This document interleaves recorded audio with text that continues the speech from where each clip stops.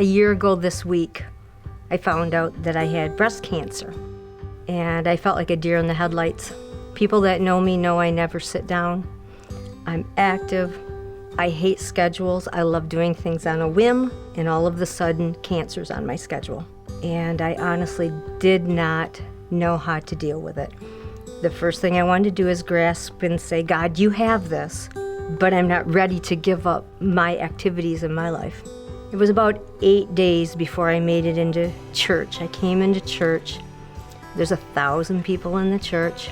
Nobody knew my pain. Nobody knew what I might have been going through. Nobody knew how overwhelmed I was because there's 1,000 people. And that day, Pastor Doug did a service on healing and grace. At that point, I could have been the only person in that whole sanctuary. God talked to me. I had a sense of knowing that He had a plan. It was in His hands.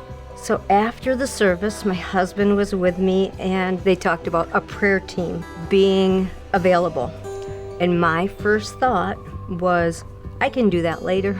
And my husband said, no, we have to go do it now. But we went and we ended up praying with Charlene. She said scripture. She spoke about God's will for me. And when I was done with that prayer, I just knew that God had it handled. And I was going to be okay, whatever the journey was. That night I got home, and as clear as I'm talking to you, God said to me, you don't have to chase this. I already have this.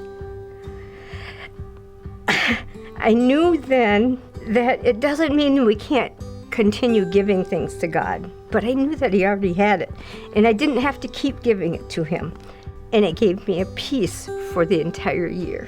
By the time I was done with all of my chemotherapy, 5.5 months of it, my surgeon called me in my car one day, and I thought, what's wrong? I just had an MRI that day. And she said, Linda, I have to tell you, the tumor has resolved itself. It's the best news I can give you. There's nothing there. I had no other cancer signs, nothing in my lymph nodes. I am cancer-free, and I plan to be around for a long time. I feel like this has changed me in so many ways, and I feel like there's just a new vision in my heart, and there's new things He's going to do with me, and it won't be about me anymore.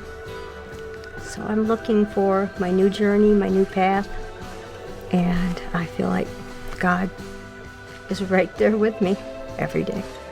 My name is Linda Tenbrink, and this is my story.